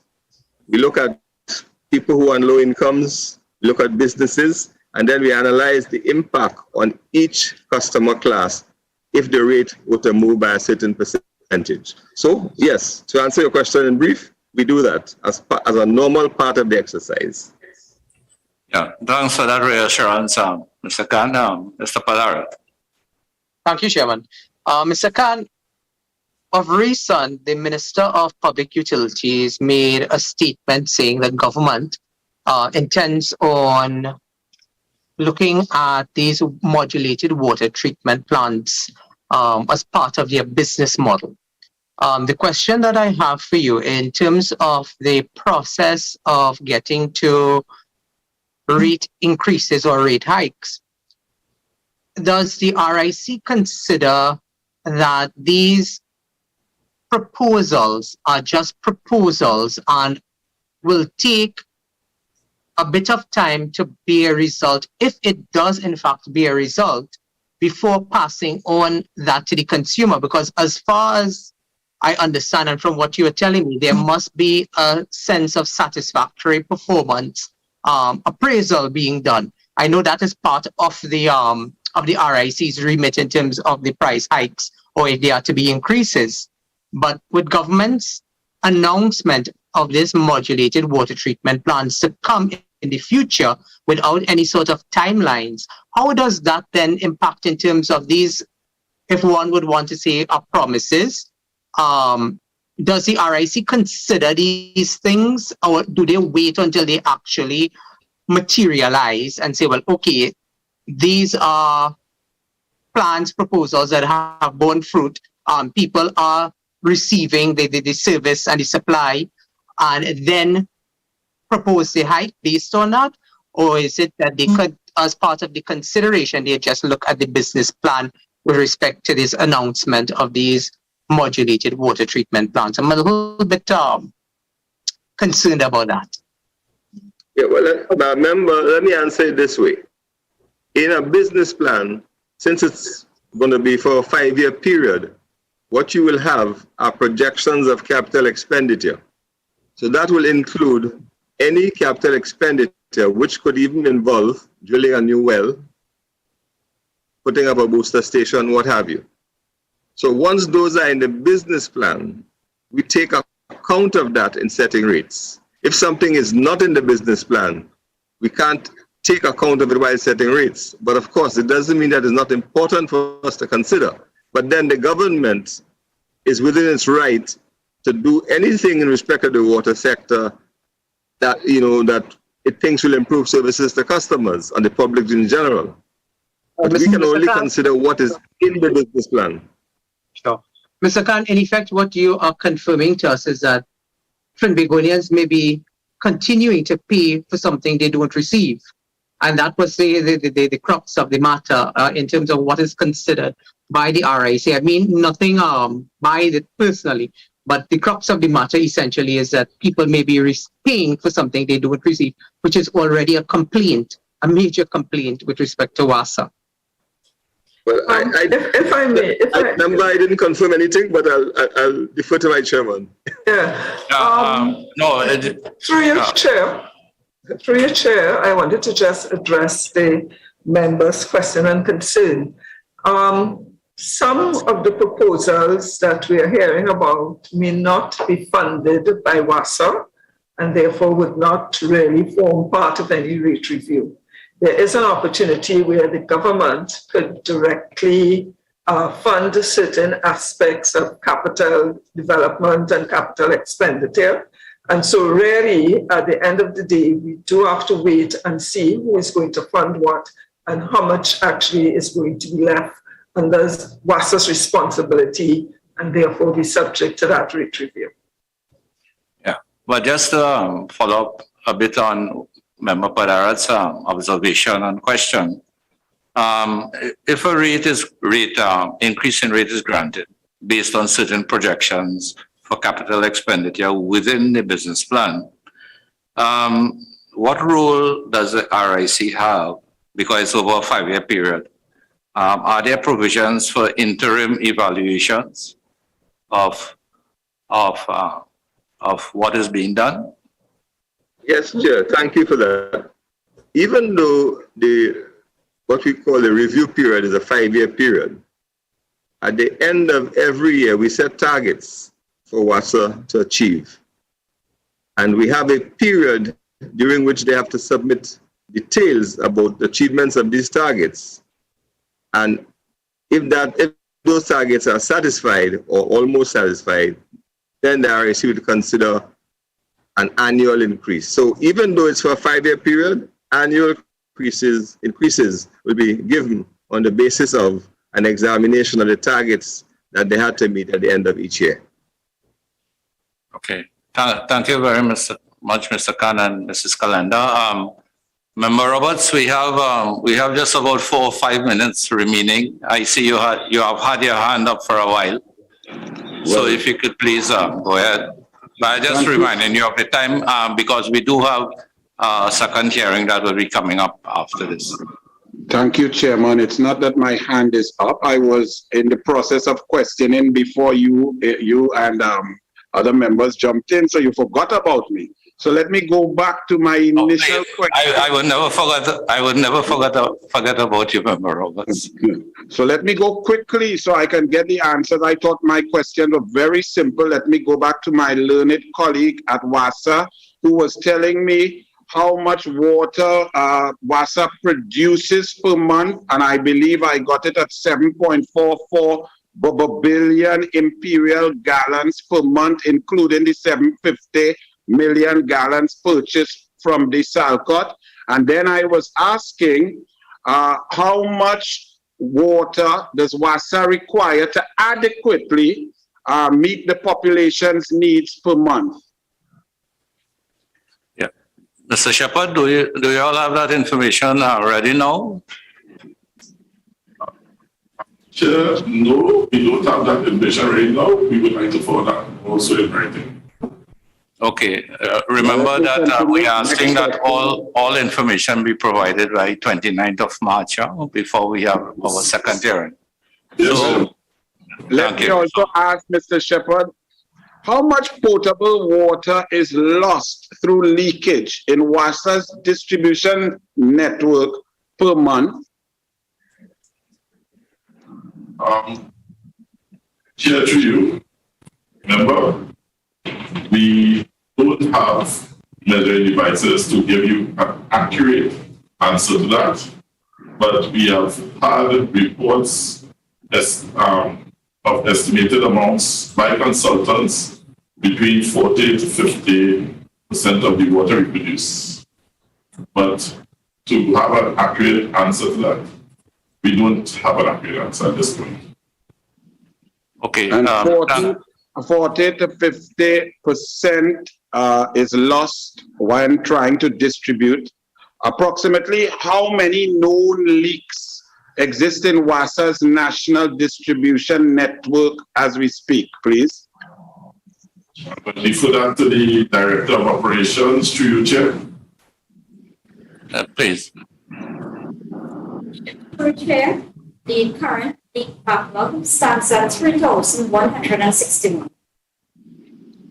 And can you kindly extrapolate that? Those are known leaks, and you will have some unknown or invisible leaks. What sort of analysis or what sort of number can you give us to estimate the total number of leaks, including those known and those unknown? Chair? Yeah, please. Yes. The leaks that I have mentioned, the quantities are the ones that we have seen visually, we know of and have determined through our monitoring of the areas and the zones, I cannot extrapolate into the unknown in terms of leaks that are not seen at this time.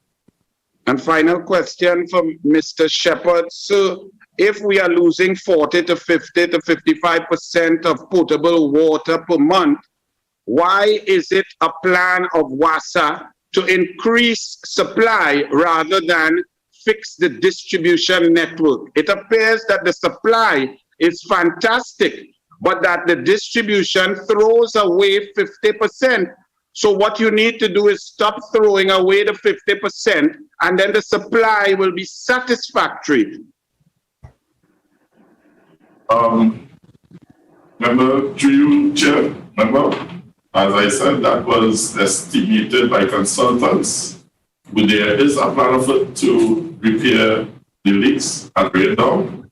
But personally, through my 34 years of experience in this company, not as the other member said, I don't believe that repairing all the leaks will satisfy the demand, the growing demand for water in this country. What is finally, what is the percentage, so right now, of the population receiving a 24/7 supply in their homes from WASA? So for that question, the Director of Operations. Through Chair, the percentage of the population currently receiving 24/7 level of service is at 16%. At 16%. What was the highest percentage ever attained by WASA in this percentage 24/7 supply? Was it in 2014 74%?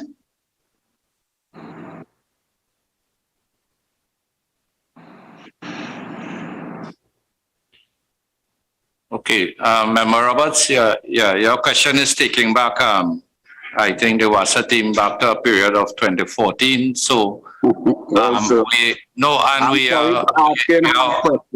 please let me finish. We are out of time. So what I will request of the WASA team is that if you could look at Member Roberts' question in terms of over a period of time, in terms of what percentage of persons who are receiving a 24-hour supply, so that the committee will be able to assess, whether there have been variations over a period of time in terms of percentage of persons receiving a 24-hour supply. So at this point in time, at this point in time, I would like to just invite very brief comments from the respective agencies who are here with us today. So we'll start with the Ministry of Public Utilities, Ms. Duke. Chairman, members and colleagues at the RIC and the Water Sewerage Authority, we at the MPU thank you for this discussion today, and we will take away from it the information shared here so that we can use it in the continued work to enhance the supply of water to the citizens of Trinidad and Tobago. I thank you. Okay, thank you, Ms. Duke. Mr. Shepherd, brief closing remarks on behalf of WASA. Okay, thank you, Chairman, and thank you to the committee and all present. We, the authority, is willing to provide all information and willing to assist in bringing clarity to any questions or any information or any ambiguity that is displayed about the authority to the public and to the committee. And we will continue to do so as much as we can and as clear as we can, doing all due diligence. And we will provide the report within 2 weeks, at the 29th of the date you have given. We will provide all the information that is requested by the 29th of the month. Thank you. Thank you very much, Mr. Shepherd, and your acknowledgement that you do have some homework to do. Mrs. Calendar. Yes, thank you, Chairman. The RIC wishes to thank this committee and our colleagues at WASA and MPU for the opportunity to participate and contribute to improving WASA's operations and administrative performance. We are quite mindful of our role of having to strike the right balance and to trade off in the needs of various stakeholders. Further, we await any other information related to the meeting at the end of March. Thank you again. Okay, thank you. And in closing, I would like to thank all officials from the respective agencies who have participated in this first inquiry of the Joint Select Committee. We do very much appreciate your inputs and your genuine efforts at responding to the questions posed by the members of this committee, and look forward to your continued cooperation for future sit-ins. I would also like to thank the viewing and listening audience, listening on the channels of the Parliament. I would like to thank all committee members for attending this inquiry. And of course, I would like to extend our most sincere thanks to the hardworking Secretariat Parliament staff of this Joint Select Committee. I declare this meeting adjourned. Thank you. Thank you. Thank you, Chairman. Thank you, Chairman. Thank you, Chairman. Thank you. Thank you, Chair. Good evening, all.